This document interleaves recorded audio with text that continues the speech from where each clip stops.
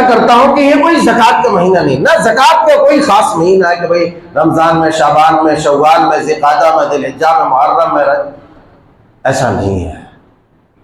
آپ کے مال پر، آپ کا مال اس مقدار کو پہنچ گیا جس مقدار میں زکوٰۃ واجب ہوتی ہے، آج ہی آپ کے پاس اتنا مال جمع ہوا اور 1 سال گزر گیا، چاہے وہ کوئی بھی مہینہ ہے، آپ کو اسی دن حساب کتاب کر کے زکوٰۃ نکال دینا ہے، اسی دن حساب کتاب کر کے زکوٰۃ نکال دینا ہے۔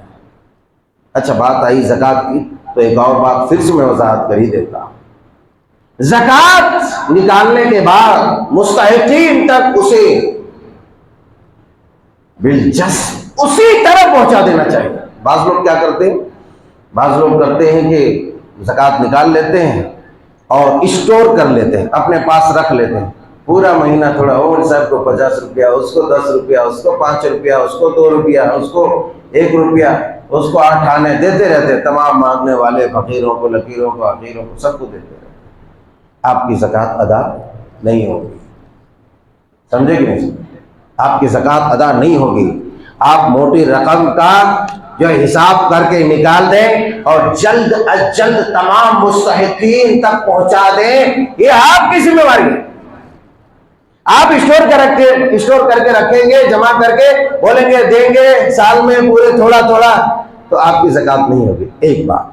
دوسری بات، بعض لوگ اموال زکوٰۃ نکال لیتے ہیں اور کیا کرتے ہیں، اس سے غلے جات خرید لیتے ہیں، اور جیسا کہ رمضان میں کٹس وغیرہ بٹتے ہیں تو وہ کٹس تیار کر لیتے ہیں۔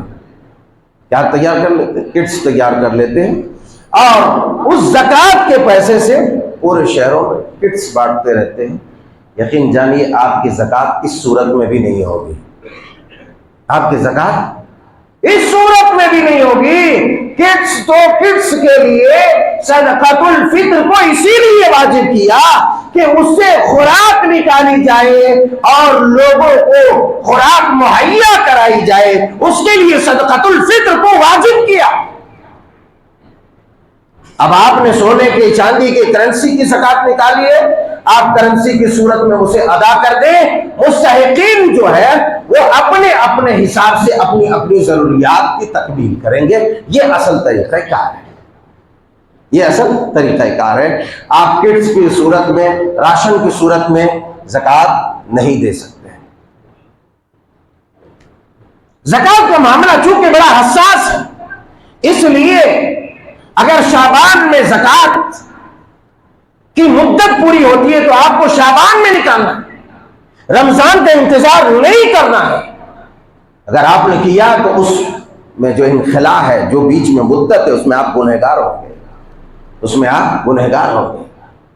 زکوٰۃ کا نظام کیوں رکھا ہے شریعت نے؟ اس لیے کہ کوئی بھی انسان اپنے مال پر ناز بن کر